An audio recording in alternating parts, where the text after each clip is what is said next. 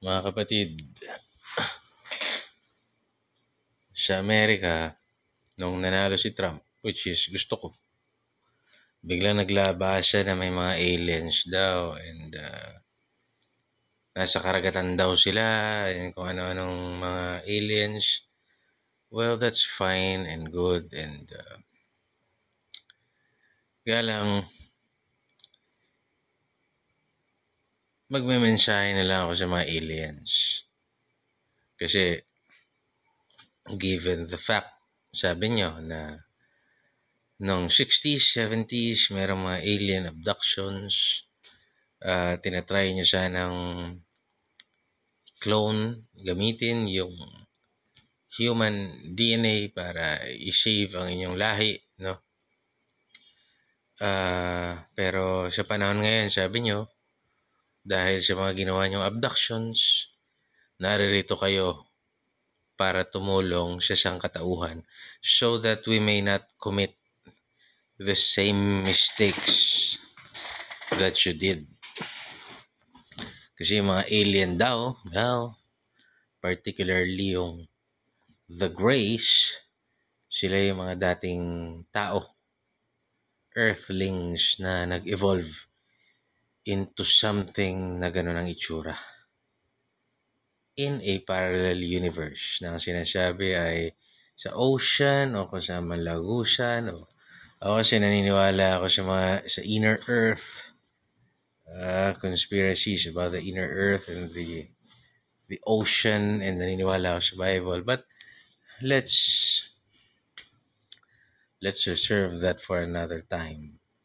Ang mensahe ko lang sa mga aliens, total ako naman ay lasing, kunin nyo na yung mga sila tambaloslos. Si mga kasama niya. Tapos yung mga NPA na nasa bundok, kunin nyo na. Kasi yung mga NPA na yan, sumuway sa magulang. Imbes na magtrabaho para bigyan ng magandang buhay at bumawi man lang, iangat ang kalagayan ng pamilya, nagpabulag, naging NPA na, tapos hindi na raw sila pag-aari ng kanilang mga magulang, so pag-aari na rin lang naman sila ng teroristang grupo. Aliens, kunin nyo na. Pag-aralan nyo para yung utak, para hindi na pamarisan. Kalawa, yan.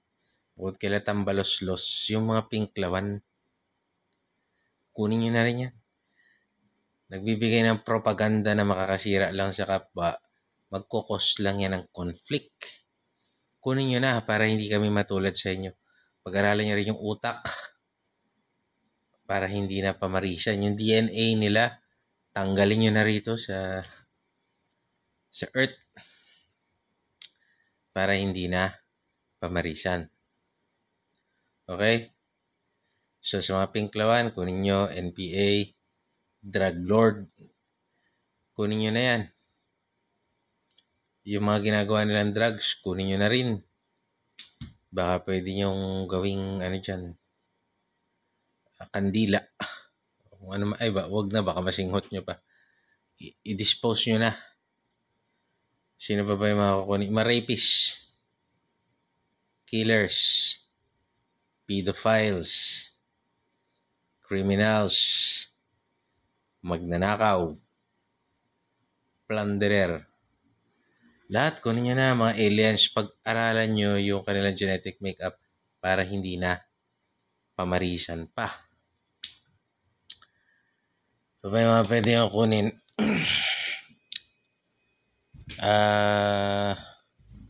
Pero sa lahat na nasabi ko, pwede yung kunin si Bong Revilla. Paugi yun eh. Pag-aralan nyo para yung utak, hindi na pamarisan. Yung mukha na lang. Pogi naman siya eh. At si Dan Fernando. Pogi. Kunin nyo. Pagparausan nyo muna bago nyo pag-aralan. Baka mabuntis kayo, mga aliens. dumami yung lahi nyo. Pero alisin nyo yung genetic material na naging balimbing na ob. Si Paduano, wag nyo nang kunin. Ano na yan eh. Tanda na. Paduano. Si Abante, ayan na siya Abante. Papuntang inner earth. Pero itira nyo rito si Bongbong. Wala naman kayo maaaral dun eh. Dahil wala naman ito. Baka nagpapatakbo lang nun yung hindi magandang substansya. Yung mga substansya hindi maganda, kunin nyo na. Tapos, iwan nyo na siya dito. Bigyan nyo na lang ng mga toys na hindi harmful. Kasi para lang si, sumalangit na, si Pinoy. Mahilig sa mga Porsche. Bigyan nyo na lang ng Ferrari siguro, tsaka ng aviator glasses pala, aviation. Sayaan nyo na lang siya maglaro dyan sa bukid. Para mag-aani siya ng palay.